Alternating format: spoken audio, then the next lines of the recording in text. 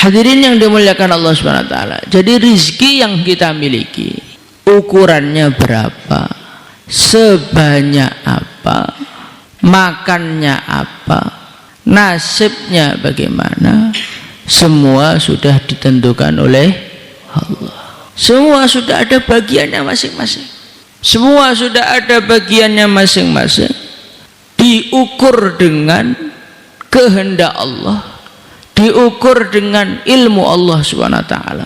Enggak ada rizki kebanyakan dan enggak ada rizki kekurangan. Rizki itu kurang, itu sebetulnya bukan kurang, merasa kurang.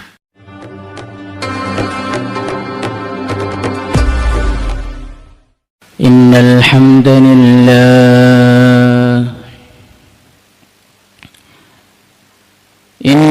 hamdalillah nasta'inuhu wa nastaghfiruhu wa nu'minu bihi wa natawakkalu alayhi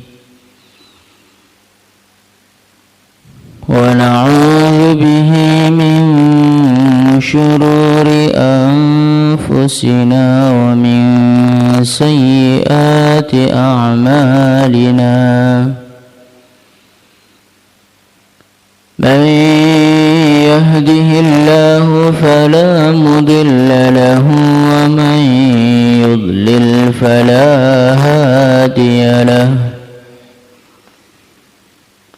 أشهد أن لا إله إلا الله وحده لا شريك له وأشهد أن سيدنا ومولانا وحبيبنا محمدا عبده ورسوله. اللهم صل وسلم على سيدنا محمد وعلى آله وصحبه أجمعين. أما بعد، قال الله تعالى في كتابه الكريم: إن الذين قالوا ربنا الله ثم استقاموا فلا خوف عليهم ولا هم يحزنون. Hadirin yang dimuliakan Allah Subhanahu wa taala. Kita datang ke dunia ini bukan atas kemauan orang tua kita. Kita datang ke dunia ini bukan atas kemauan pemerintah kita. Banyak orang tua yang mereka menginginkan kehadiran seorang anak di dalam hidupnya.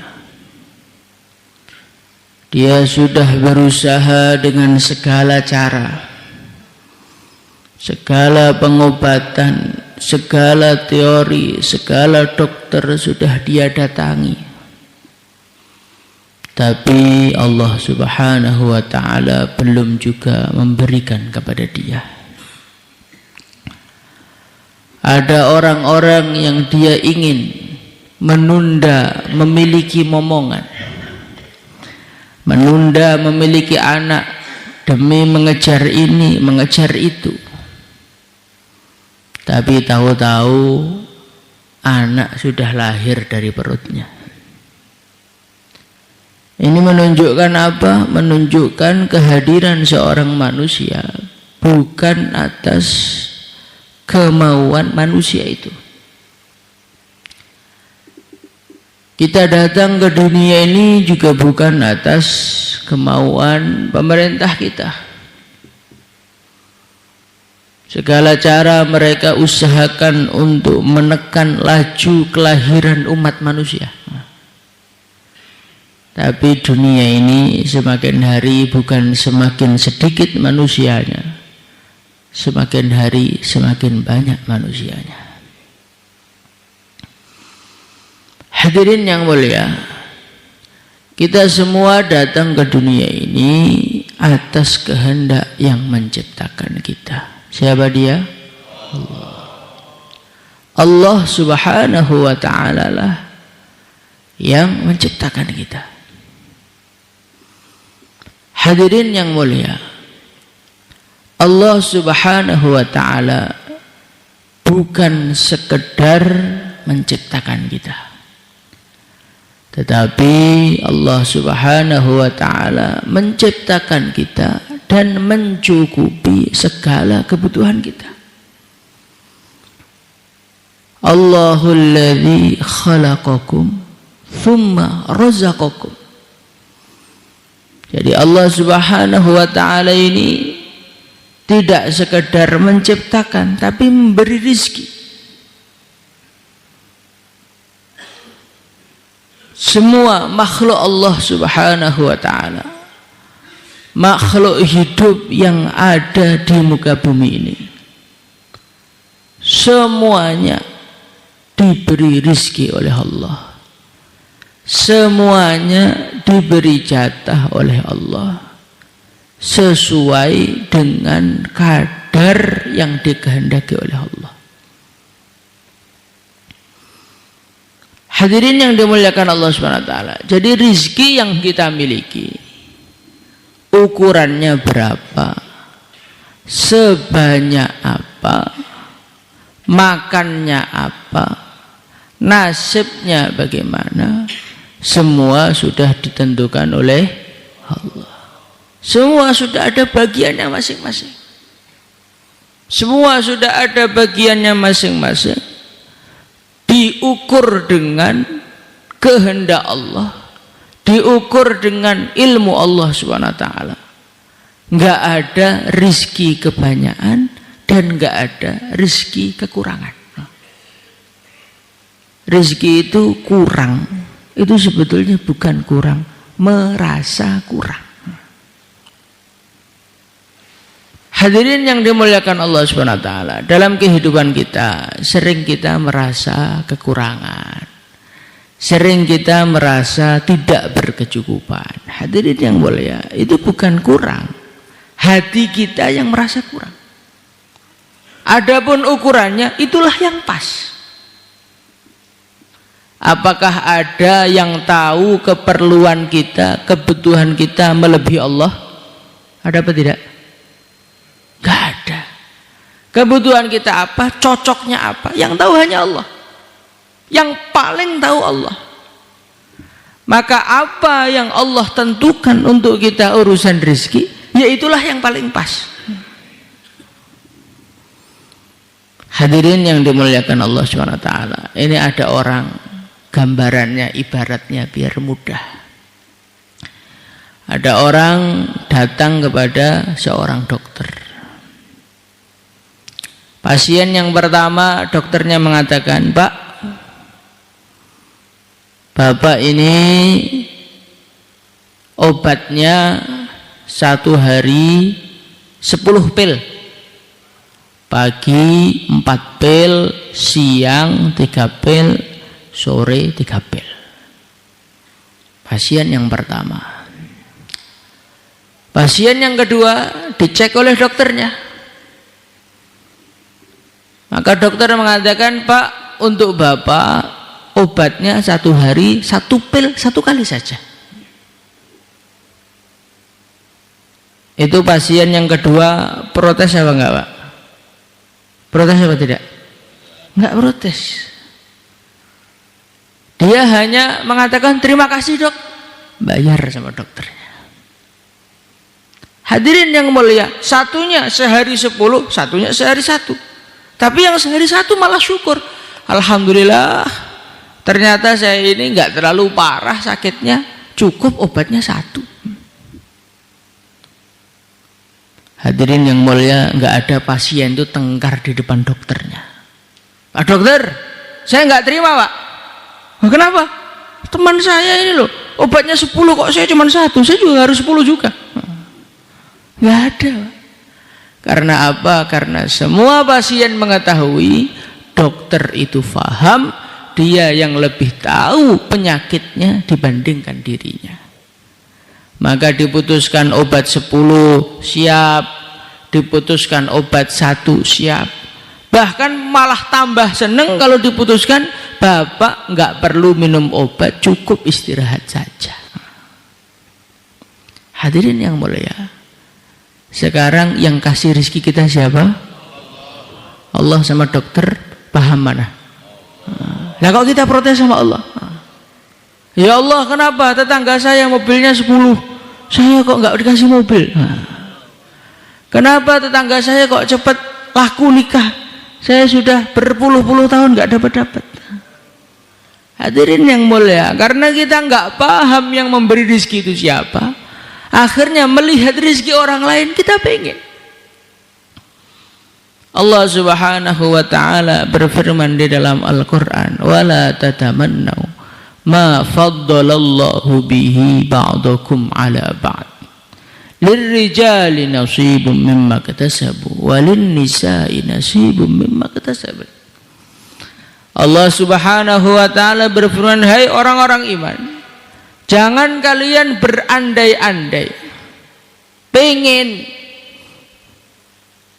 dengan nikmat-nikmat yang Allah berikan kepada orang lain, keutamaan-keutamaan yang Allah berikan kepada orang lain. Fulan dikasih sekian, kita dikasih sekian, yang lain dikasih sekian. Jangan berandai-andai.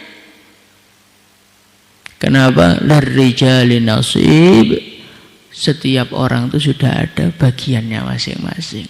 Laki-laki ada bagiannya, perempuan ada bagiannya. Nggak usah iri, nggak usah marah-marah, nggak usah protes sama Allah. Kalau pengen rezeki yang banyak, was'alullaha min fadli, tinggal angkat tangannya, doa yang kencang, selesai.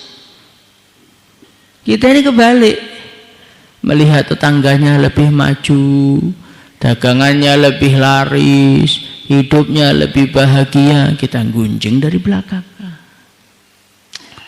Orang itu loh, wong ilmu marketing lo nggak bisa. Kok bisa laris itu ya mesti memiliki sesuatu itu. Itu mesti punya ilmu pelet itu mesti punya. Sudah pakai surban, pakai jubah, bajing orang lagi, masya Allah.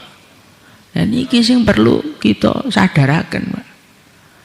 Kita ini makhluknya Allah, datang ke bumi atas kehendak Allah, makan rezeki dari Allah sesuai dengan jatah masing-masing, jatah yang paling cocok menurut.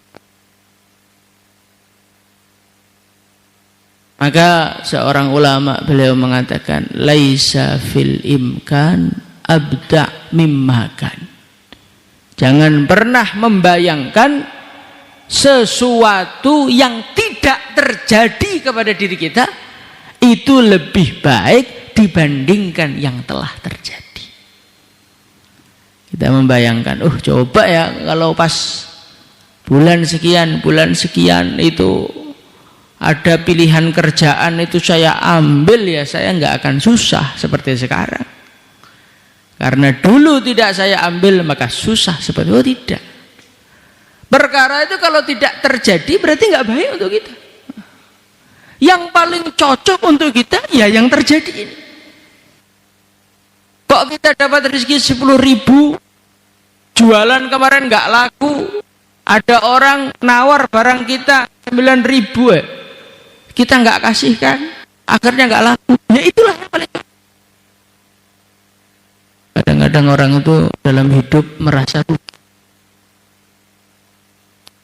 Maka kata seorang ulama, orang itu merasa di dunia itu nggak ada orang rugi, itu nggak ada. Dagang rugi nggak ada. Kenapa tidak ada? Orang itu merasa rugi karena dia merasa tidak mendapatkan apa yang sepertinya akan dia dapatkan. Dia sudah kulaan. Kulaan itu bahasa Indonesia apa? Belanja. Kulaan dia sudah mengumpulkan barang dagangan, perasaannya mau istimewa ini akan laris ini. Akhirnya ketika istimewa bukan di majelis istimewa, malah damel pasar. Betul ngrungokne bayan gak payu pisan. Masya Allah. Maka ada temannya tanya, Pak, gimana kabarnya? Wah, rugi besar saya. Orang mengatakan rugi besar itu salah. Kenapa hadirin yang mulia? Enggak ada orang tuh rugi itu, enggak ada. Karena bajunya, uangnya, semua dari siapa? Dari Allah. Orang itu merasa rugi karena dia merasa kehilangan sesuatu yang sepertinya mau dia miliki. Padahal kalau dia hari ini tidak memiliki, memang enggak ada jatahnya dari Allah. Hadirin yang mulia, enggak ada orang rugi. Orang itu rugi karena dia merasa sepertinya mau dapat, ternyata enggak. Ya memang takdirnya enggak dapat. Maka enggak ada orang rugi. Orang itu rugi karena enggak paham takdir, hadirin yang mulia.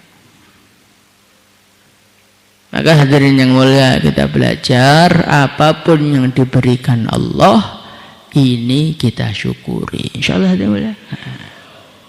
Kita syukuri seberapapun saja. Karena ini yang paling cocok untuk kita. Allah kok memberi banyak, Masya Allah, titipan Allah kok banyak sama saya. Ini berarti tanggung jawab saya besar untuk mengelola uang, mengelola rezeki sesuai yang dikehendaki oleh Allah. Orang kok dikasih rezeki sedikit oleh Allah, alhamdulillah Allah kasih rezeki sedikit. Ini saking sayangnya Allah dengan saya. Biar saya di akhirat cepat masuk surga, nggak kelamaan dihisab di sana. Hadirin yang mulia, hari ini orang tuh senang jadi orang kaya. Nanti di akhirat tuh orang tuh senang jadi orang miskin. Karena apa? Teman-temannya masih ditanya oleh Allah, duitnya dari mana, uang hari ini, uang bulan ini, uang tahun ini. Lah yang miskin nggak ada urusan, lah kok langsung masuk surga? Lah saya dulu nggak punya harta kok. Diurus apanya? Langsung masuk surga. Hadirin yang dimuliakan Allah SWT, kembali lagi Allah itu menciptakan kita dan Allah memberi rezeki kita. Tetapi hadirin yang mulia, rezeki-rezeki yang kita miliki, yang ada di tangan kita, itu hakikatnya titipan dari Allah. Ini hakikatnya titipan dari Allah, dan titipan itu sewaktu-waktu akan diambil oleh Allah. Maka hadirin yang mulia, sekaya apapun seseorang yang ada di dunia ini, kalau mati, uangnya dibawa atau tidak? Tidak dibawa. Mobilnya dibawa atau tidak? Tidak dibawa. Bahkan orang itu tanahnya seluas apapun, itu kalau mati, keluarganya nggak mau dia dikubur di rumah, kubur ke pekuburan umum. Ini mengajarkan apa? Mengajarkan memang manusia itu barang silihan sedoyo, pinjaman semua. Nanti kalau mati, semua ditarik oleh Allah Subhanahu wa taala. Hadirin yang dimuliakan Allah Subhanahu wa taala. Lah kemudian Allah itu meminjami barang-barang ini untuk apa? Supaya kita gunakan untuk membangun surga kita. Maka Al-Imam Al-Ghazali rahimahullahu ta'ala, beliau mengatakan, permisalan, perumpamaan orang yang hidup di dunia ini seperti orang yang didatangi orang kaya. Orang kaya tadi mengatakan, Pak, saya lihat sampean tuh kok melas, nggak punya kerjaan, nggak ada kesibukan. Ini loh, saya punya mobil Fortuner, ini bapak pakai, saya pinjamin, tolong gunakan untuk ngumpulkan modal yang sebanyak-banyaknya biar bisa hidup yang layak. Hadirin yang mulia, Orang yang dipinjami Fortuner tadi ada dua jenis. Jenis yang pertama, Masya Allah, dia dapat mobil, mobilnya dinaiki, puter-puter kampung, keliling-keliling kampung untuk gaya. Nah, ini loh, mobilnya bagus. Hadirin yang mulia, dia sibuk menikmati Fortuner. Sampai dia itu lupa kalau Fortuner itu pinjaman dari orang. Di tengah-tengah dia menikmati Fortunernya, yang punya datang. Assalamualaikum, waalaikumsalam. Wonten napa, Pak? Ngapunten, mobilnya saya minta. Loh, Masya Allah. Saya belum sempat untuk cari duit dengan mobil ini loh. Lah pripun, udah waktunya kok. Saya perlu, udah tak ambil mobilnya. Maka mobilnya diambil yang punya, yang dipinjemin susah. Merasa menyesal berpisah dengan mobil Fortuner pinjamannya tadi. Nah, inilah gambar kehidupannya seorang manusia di dunia, diberi modal oleh Allah, dipinjemi biar untuk bangun surganya. Nah, tapi kok nggak bangun dunia terus. Dapat dunia, belikan dunia, dapat dunia, habiskan untuk dunia. Hadirin yang dimuliakan Allah Subhanahu wa taala. Maka orang-orang seperti ini mati itu susahnya nggak karu-karuan. Tangisan nggak karu-karuan. Akhirnya ila ajalin qarib, melihat malaikat Israel datang. Malaikat, jangan sekarang, jangan sekarang. Saya belum sempat khurut 4 bulan ini. Saya belum sempat khidmat markas full ini. Khidmatnya baru tulisannya tok, orangnya nggak ada. Kinten-kinten ngeten niku. Saya belum sempat sedekah malaikat, belum sempat sedekah, belum sempat ibadah, belum sempat ora sempat, wayahe mati, kudu mati. Malaikat Israel datang, cabut nyawanya, selesai ceritanya. Maka nanti di akhirat plonga hanya nangis saja karena dulu di dunia enggak digunakan modalnya untuk mencari surga. Hadirin yang mulia, orang yang kedua, dia dipinjemin Fortuner, maka dia tidak menikmati Fortunernya, datang langsung disewakan. Wis tinggi andong untuk kerja, ngangkat penumpang, sampai saking sibuknya dia menggunakan Fortunernya untuk mengumpulkan uang, sampai dia pun nggak pernah naiki Fortuner tadi. Pokoknya teko berangkat malah, datang berangkat lagi. Sampai orang tanya, Pak, gimana rasanya punya Fortuner? Nggak tahu. Loh, nggak tahu. Loh, saya lihat ada. Nah, itu saya untuk kerja terus.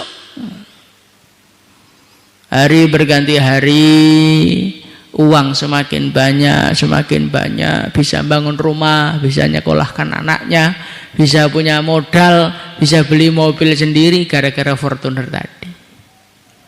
Yang punya datang. Assalamualaikum, waalaikumsalam, Masya Allah. Bagaimana kabarnya? Alhamdulillah bun, matur suwun saestu. Terima kasih, betul Pak, dipinjemi Fortuner. Lihat, rumah saya sudah berubah, saya sudah punya mobil sendiri, anak-anak saya sudah ngaji sekolah, semuanya selesai. Ya, ini Fortuner mau saya ambil, monggo. Matur suwun saestu Pak, matur suwun saestu. Maka dia melepas kepergian yang punya Fortuner dengan bahagia, dengan penuh terima kasih. Nah, inilah manusia-manusia yang menggunakan dirinya di dunia untuk mengamalkan agama. Saking tenanane sampai mboten sempat ngrasakne enake donya. Setangi, wiridan, ngaji, dakwah, cari rezeki yang halal, kasih keluarganya, ngaji lagi, wiridan lagi, dakwah lagi. Sampai orang-orang itu heran. Menungso golek akhirat tok. Kadang-kadang kita orang itu kan lihat seperti itu sampai Hidup tuh yang happy gitu loh Pak. Hidup kok mikir agama terus. Kaya arek mati sesuk ae. Kadang-kadang yang Jawa ngene niku. Cangkeme mboten sekolah. Hadirin yang dimuliakan Allah Subhanahu wa taala. Hari berganti hari, hari berganti hari. Tahu-tahu malaikat Israel datang. Masya Allah, disambut dengan luar biasa. Masya Allah, malaikat Israel ya. Sampean itu yang saya tunggu-tunggu. Sampean itu yang saya tunggu-tunggu. Akhirnya nyawanya dicabut dalam keadaan bahagia. Dirinya senyum-senyum. Masya Allah. Semoga termasuk kita. Hadirin yang dimuliakan Allah Subhanahu wa taala. Maka ini sekarang kita duduk bersama di sini ini untuk merenung. Ini titipan Allah, ini sudah kita gunakan, itu hampir habis masa penyewaannya. Yang di depan loh jenggotnya udah putih-putih gitu. Bayan agak lama sedikit udah sakit pinggang. Ya udah. Jadi kita ini sudah mendekati detik-detik akhir ini, detik-detik penyewaan itu mau habis. Tapi untungnya yang punya belum datang. Nah ini sekarang sisa-sisa umur ini mau kita gunakan untuk apa? Apa nggak saya pengen golek dunia malih? Apa masih mau mengejar dunia lagi? Apa yang pengen kita cari dari dunia? Dunia itu ya gini-gini aja. Saya mau mengumpulkan duit Pak. Untuk apa? Untuk masa tua saya biar bahagia. Jenengan loh Pak sudah tua. Kok masa tua lagi? Mun tuwek. Men mampu lemah lho. Makanya kaya sedanten mumpung masih diberi umur oleh Allah, diberi tenaga oleh Allah, diberi kekuatan oleh Allah, ini sisa-sisa tenaga kita yang sudah bertahun-tahun untuk dunia ini, marilah kita jadikan untuk akhirat kita. Insyaallah dimulai. Kita ini hadirin yang mulia harus bersyukur. Karena kita ini bekerja dengan siapa? Bekerja dengan Allah yang maha pemaaf, yang maha pengasih, yang maha menerima amalan-amalan hambanya sekecil apapun. Hadirin yang mulia, kalau sekarang orang umur 60 tahun baru daftar kerja diketawain. Mun keri Pak, mun terlambat, mun kelewat, mboten kanggo tenagane jenengan mboten kanggo. Pun teng omah mawon. Kita mau kerja yang sudah umur 60 tahun, kerja jadi kuli gak diterima. Kerja jadi kantoran, Bapak udah gak menarik, ngapain kerja di sini? Hadirin yang mulia, tapi kepada Allah enggak. Walaupun kita sudah tua, walaupun sholatnya ini ngadeg mun mboten pate jejeg.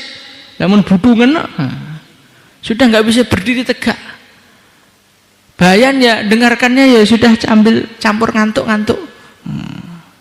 Hadirin yang mulia, tapi Allah itu maha penyayang, maha pengasih, yang sisa-sisa pun tetap diterima oleh Allah. Lah kurang penak nopo gitu nih kali Gusti Allah. Kurang penak apa? Rezekinya sudah diberi, sudah dipinjemin bertahun-tahun nggak digunakan, tinggal rusaknya tok, tinggal ambruknya tok baru datang, nggak apa-apa. Allah itu maha penerima taubat hambanya kok. Walaupun menlegrek wis gak apa-apa, salatmu ngene wis mampumu sakmene tak tompo.